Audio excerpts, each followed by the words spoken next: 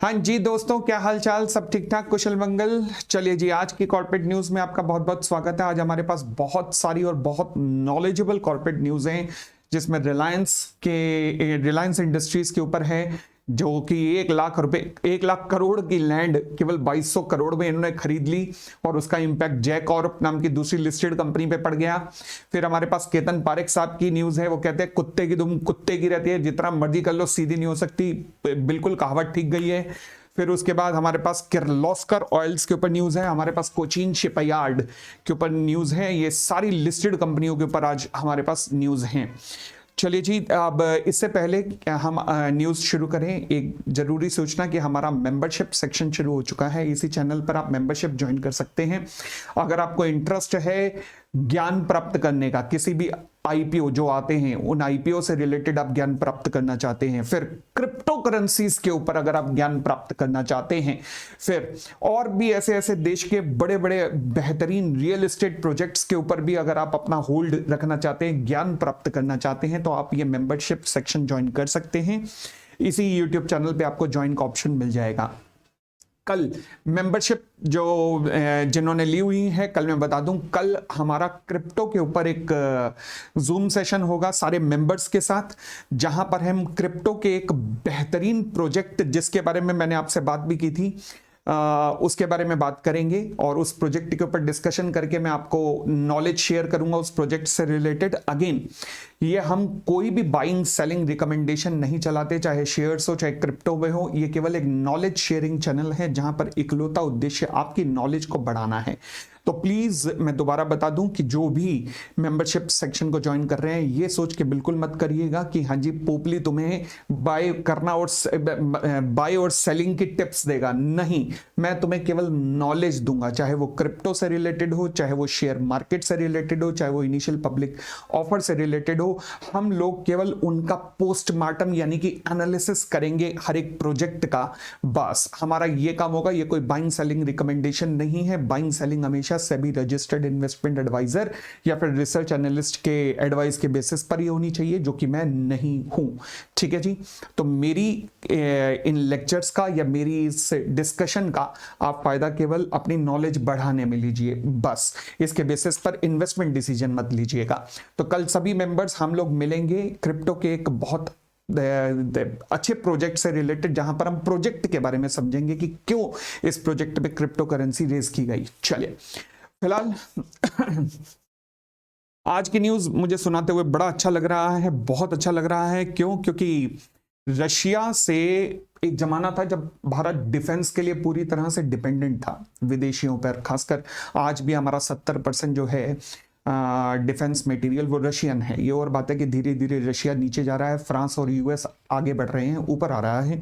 But एक जमाने में हम कभी ये सोच भी नहीं सकते थे कि हमारे यहाँ की कंपनियां रशियन नेवी के लिए शिप बनाएंगी, रशियन आर्मी के लिए शिप बनाएंगी। ये सोचने से भी परे था, बट आज ये संभव बना दिया है। भारत की बड़ी बड़ी naval manufacturing ship manufacturing companies ने, like in the light of Mazagon dock, ये तो मैं कहता हूं मतलब हिंदुस्तान का नाज है। ये company Mazagon dock listed company है।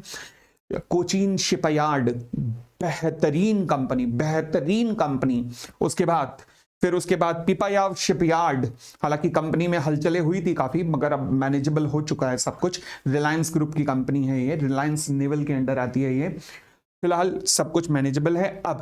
अब हुआ क्या कि स्वान एनर्जीज की पिपायाव शिपयार्ड एंड रिलायंस नेवल के अंडर आती है ये, एंड कोचीन शिपयार्ड, इन्हें 4 शिप्स का ऑर्डर मिलने वाला है रशिया से फॉर 4000 करोड़। अच्छा, मेरे को गर्व इस बात पे होता है, इस बात पर कि वो भारत जो कि पहले केवल इंपोर्ट किया करता था, अब एक्सपोर्ट के बारे में सोच रहा है, और वो भी कंट्री लाइक रशिया। तो दैट्स रियली नाइस। तो हमारी ये सभी के सभी लिस्टेड कंपनियों के लिए, चाहे कोचीन शिपयार्ड हो, पिपायाव शिपयार्ड हो, या फिर मझगांव डॉक हो, उसे भी अभी रिसेंटली ऑर्डर मिला है। बहुत अच्छी न्यूज़ है और भारत के डिफेंस सेक्टर में ये बहुत ही अच्छा बूम है एक तरीके का, जो कि all thanks to this current government, जिन्होंने की एक बहुत अच्छा बूम करंट डिफेंस मैन्युफैक्चरिंग और डिफेंस एक्सपोर्ट को दिया है। तो ये अच्छा न्यूज़ है। अच्छी न्यूज़ से ही हमने शुरुआत की। रशियन कंपनी के लिए, सॉरी रशिया के लिए जो 4 शिप्स बनाए जाने हैं। फिर हम आते हैं अगली न्यूज पर। अगली न्यूज है हमारी किर्लोस्कर को लेकर। किर्लोस्कर ऑयल इंजन देखते भी होंगे किर्लोस्कर ऑयल, पेट्रोल पंप वगैरह पे बिकती भी हैं बॉटल्स, ठीक है ना। लिस्टेड कंपनी है, बहुत ही अच्छी कंपनी है। बट हुआ क्या, सेबी के साथ अब इनका पंगा हो गया है। पंगा क्या हुआ कि इनके बीच में ना, ये दो भाइयों में, किर्लोस्कर जो ग्रुप है वो दो भाइयों में बंट चुका था। एक भाई ने क्या किया, उसने लिया पंप का बिजनेस, पंप की मैन्युफैक्चरिंग का बिजनेस लिया, और दूसरे भाई ने किर्लोस्कर ऑयल उठाया। तो Kirloskar brothers, Sanjay Kirloskar the chairman and managing director of pump manufacturing, company का नाम है किर्लोस्कर ब्रदर्स लिमिटेड, और दूसरी कंपनी का नाम है किर्लोस्कर ऑयल इंजन। इन दोनों के बीच में एक फैमिली सेटलमेंट डीड हुई, जिसमें कहा गया कि हम एक दूसरे से कंपीट नहीं करेंगे कभी भी। जिस बिजनेस में आप हो हम नहीं आएंगे, और हम हैं आप नहीं आओगे। मतलब किर्लोस्कर ऑयल का कहना था कि हम पंप में नहीं आएंगे, और पंप वालों का कहना था कि हम ऑयल में नहीं आएंगे।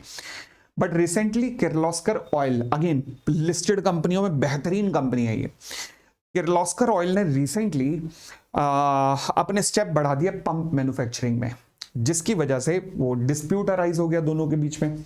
अब ये डिस्प्यूट चल ही रहा था कि सेबी ने इनसे जो इनकी फैमिली सेटलमेंट डीड थी वो मंगा ली है। अब किर्लोस्कर ऑयल्स का कहना है कि सेबी, तुम्हें कोई भी पावर नहीं है किसी भी एक्ट में, किसी भी रेगुलेशन में, कि तुम फैमिली से रिलेटेड डीड मंगा सको। तुम कंपनी से रिलेटेड इंफॉर्मेशन मंगा सकते हो, मंगाओ। कंपनी के मैनेजिंग डायरेक्टर से रिलेटेड इंफॉर्मेशन मंगा सकते हो, बट तुम फैमिली से रिलेटेड डिटेल क्यों मंगा रहे हो। सेबी ने कहा भाई जरूरी है, क्यों, क्योंकि हमें अल्टीमेटली तो इंटरेस्ट कहीं ना कहीं शेयर होल्डर्स का ही है ना। अगर आप दोनों आपस में भिड़ोगे तो जब लड़ाई होगी तो कहीं ना कहीं शेयर होल्डर ही पिटेंगे ना, तो इसलिए हम मंगा सकते हैं।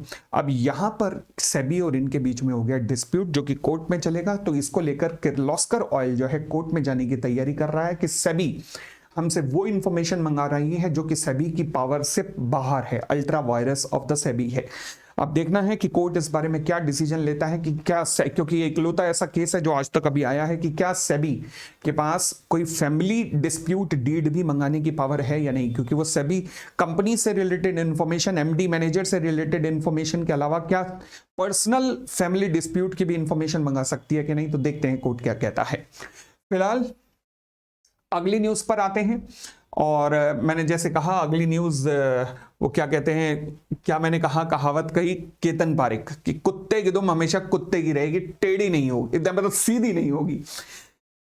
2001 में भाई साहब ने फ्रंट रनिंग स्कैम किया, सेबी ने बैन लगाया। 2008 में फिर किया, अब 2025 में फिर कर दिया। 24 से चल रहा था, 25 में पकड़ा गया। अब ये फ्रंट रनिंग स्कैम है क्या? पहली बात तो ये फ्रंट रनिंग स्कैम क्या है, जहां पर 67 करोड़ का शो कॉज नोटिस गया है कि हमें आपके ऊपर पेनल्टी क्यों ना लगा दें।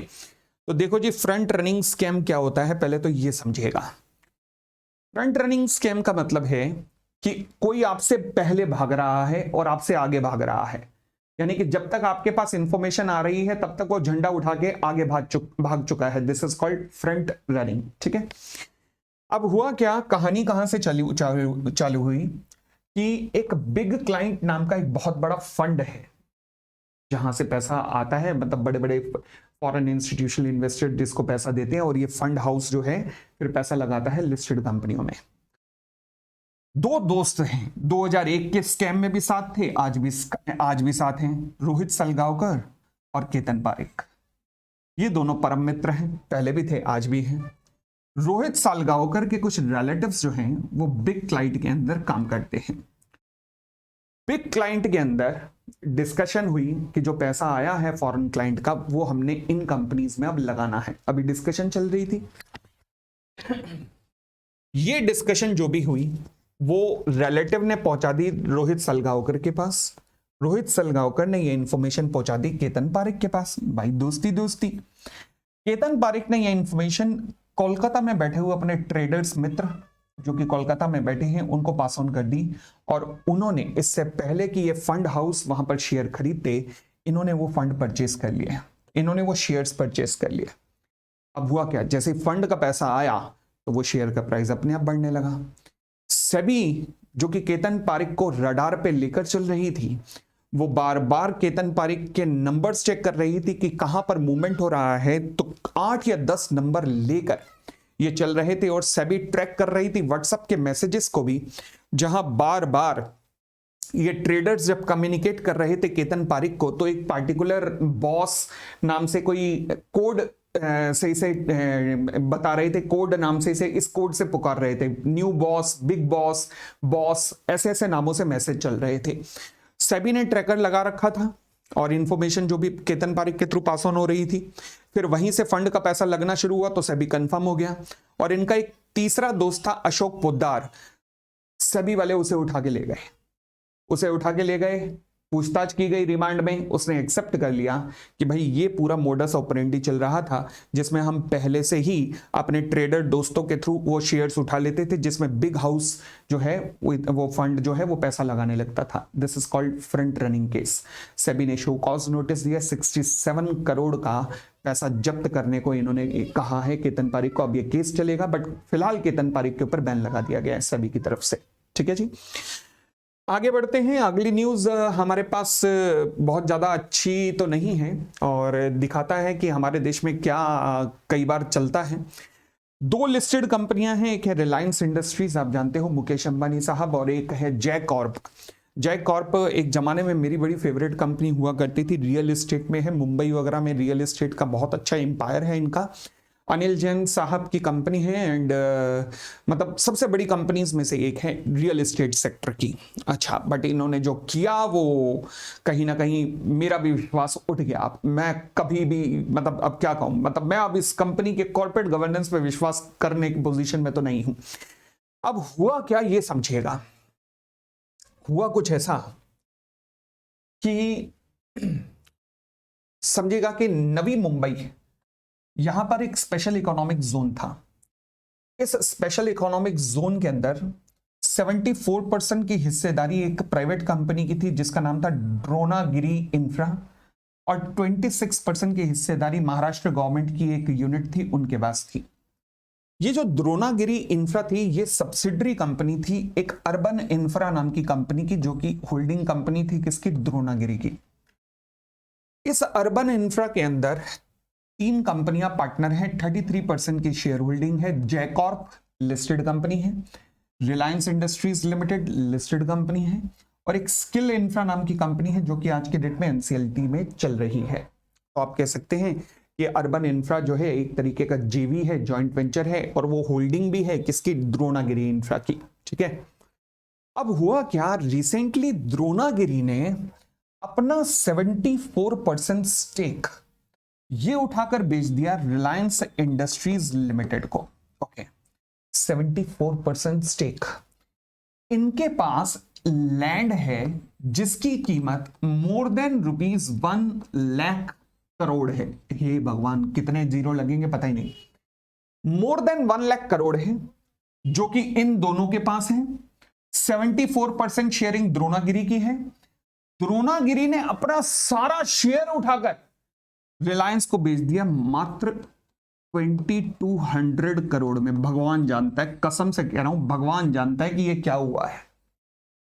1 लाख करोड़ से ऊपर की लैंड तेरे पास है, तेरे पास उसका 74% शेयर है, और वो तूने लैंड बेच दी किसको, रिलायंस को, केवल 2200 करोड़ के अंदर। वाह।